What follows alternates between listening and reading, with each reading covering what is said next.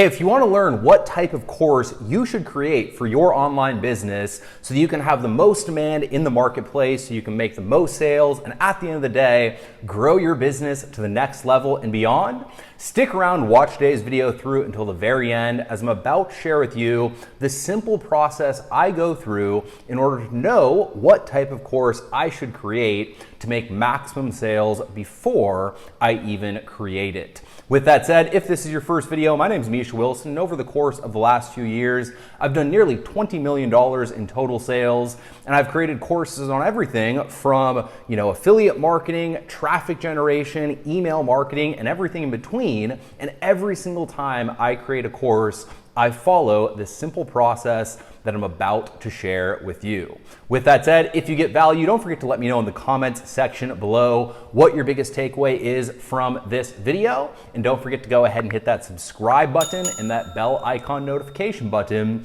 so that you're notified when I do more videos just like this. With that said, let's go ahead and dive right in. Welcome to the Misha Wilson Show, where we show you how to create massive success online so you can enjoy the lifestyle of your wildest dreams.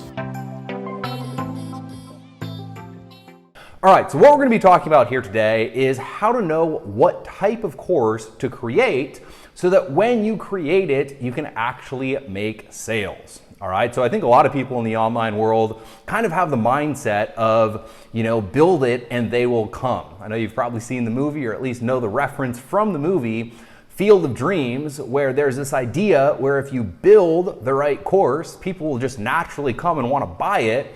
And the truth of the matter is that there is nothing farther from the truth in the online or the business world in general. All right, one of the biggest mistakes that so many people make is going down the path of subscribing to the mindset of I'm just going to create a business based on my hobby, or I'm just going to build a business based on my passion. And the truth of the matter is you can get lucky, and that can work really well if your hobby and your passion is in alignment with what the marketplace actually wants. But if your hobby or your passion is not in alignment with what the marketplace actually wants, no matter how passionate you are, or no matter how much of a hobby it is, you aren't going to make any sales. So it's critical that you spend the time to really get clear on what the marketplace wants before you create a product and before you create an offer, so that when you create it, you can of course create maximum income. So with that said, let's go ahead and dive right in. And the first key, very simply, is to ask the market and listen to the market when it comes to what it's telling you, what it actually wants. All right, so one of my best mentors, the absolute smartest businessman that I've ever worked with, Keith Cunningham, he has a classic story when it comes to his second marriage. And he got married and wanted to make sure that he did it the right time the second time. And he always tells the story of when he married Sandy. Before he married her, he spent time and he asked her specifically what she wanted. All right, and he came up with this big laundry list of all the different things that she might want. And he wrote everything down, right? He spent all the time brainstorming, thinking, how can I give her exactly what she wants? And he came up with this huge list, right? And at the end of the day, when he finally just asked Sandy, he said, Sandy, what do you want from this marriage? What are the important things to you? And what are the things that you value most? One of the most important things that she said that she wanted is she wanted someone who would write him a note, a little letter, literally every single day. All right. And he's been writing those letters every single day for as long as they've been married. But the problem is that if he were to have just kind of tried to figure out what she wanted himself, he would have never thought about the simple daily practice of writing her a letter every single day that they're together. All right, and so no matter how smart he is, no matter how much research he tries to do, etc., he would not have come to the conclusion that, God, I should just write her a letter every day. But he asked her, she told him, he writes the letter, and so once again, everything's good, right? And so that's a perfect story that goes ahead and illustrates the value of just asking. All right, and one of the best ways to do it in today's marketplace is you can ask on social media. What are your biggest problems? What are your biggest pains? What are your biggest frustrations that you're dealing with? You can look at other people asking. You can look at forums, right? Oftentimes you can look at forums and very clearly you can start to see people telling you their biggest problems because you'll start to see trends and patterns in different problems that people face, right? If you go on an internet marketing forum, very quickly you will see people trying to build their list, but struggling with technology, struggling with information overload, struggling with not having enough money to start their business.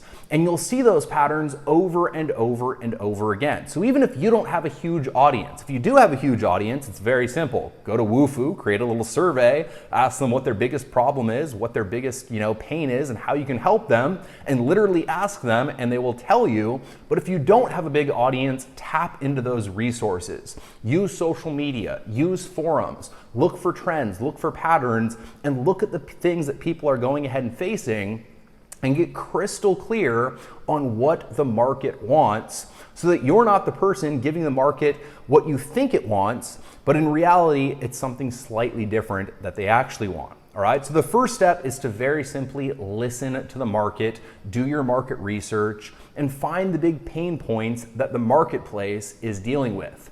Then after you find those big pain points that the marketplace is dealing with, you want to get to step 2, which is to find the value gap. All right, so oftentimes in a market, there will be multiple different things that people want to learn and different pains that people want to have kind of addressed, right? So maybe there's a pain in the online world of not having a big enough social media following. That's a pain. A solution would be a course on how to create a social media following. Maybe there's a pain on, God, I don't have an email list in the online world, right? That's a pain. And once again, the solution would be a course around how to create an email list, how to build an email list. Maybe the pain is, God, I have an email list, but I don't know how to market to that list. I have no clue what I'm doing with email marketing. That's a pain. Solution would be a course showing people how to execute upon email marketing. So usually within a market, once again, there are going to be multiple problems and multiple pains that people are facing and multiple potential options for you when it comes to creating your course. What you want to find is the value gap. You want to find the problem that there are enough people out there, voicing and messaging as an actual problem, but also the thing that hasn't been solved yet, or the thing that at least hasn't been solved by 1,000 people yet. So as an example, in the online world, even to this day, but a few years ago, literally everything was just social media oriented, right? Facebook ads, YouTube ads, Facebook organic, Instagram organic, how to build your Snapchat following, how to build your TikTok following, how to build everything in between when it comes to social media. And because social media became so popular, because it's powerful and because it allowed people to grow an audience very quickly, all of the attention went to social media. And so all of the attention when it comes to course creators creating new courses went to creating those courses. So you had 1,000 different courses on how to create Instagram, how to create Facebook pages, followings, Snapchat followings, TikTok followings, etc. But the problem of how to build an email list and monetize that email list didn't necessarily disappear, but the courses did. People stopped creating those courses. And so in that marketplace, if you would have been listening and if you would have been paying attention at a very close level, you would have seen people asking, how do I create an Instagram profile? How do I build a following? How do I build a Facebook following? How do I build an email list? How do I market my email list? But there were no new courses being created on email marketing, on list building, due to the fact that all of the course creators got sucked into the social media vacuum, let's just call it.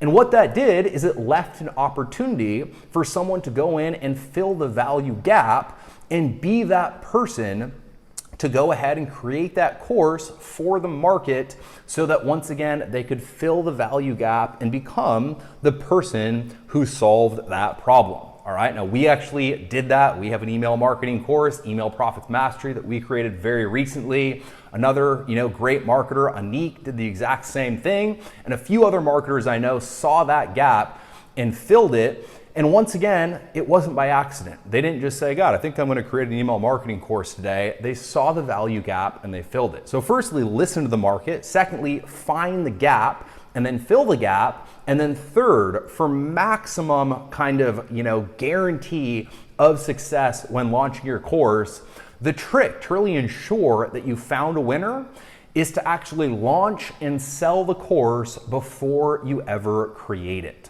All right. And so usually the majority of the work in creating a course goes into just that, creating the course, right? You got to record the 6 modules or the 8 modules. You got to create the bonuses. You got to create the deliverables. You have to create all the different things that go along with delivering on the promise of the course. And creating the promise, once you're at least a decent marketer, is something that's actually very fun, something that you probably find, fulfilling, something that you're actually into if you like marketing, and something that you can do fairly quickly.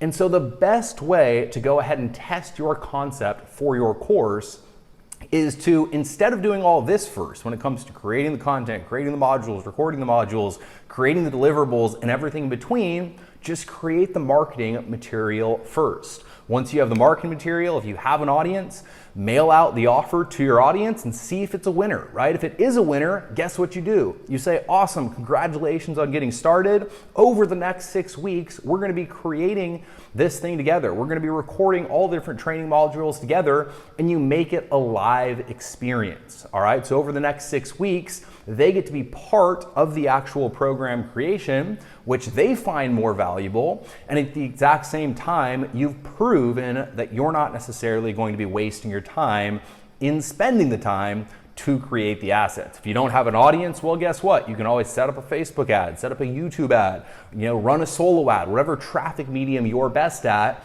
Create the offer first, see if the offer does well, see if the offer sells. Then once you know the offer sells, because you've listened to the market, you've found the value gap, you've gone ahead and filled that value gap with high quality, good marketing, and you absolutely know for certain that your offer is a winner, then and only then spend the time to create the content.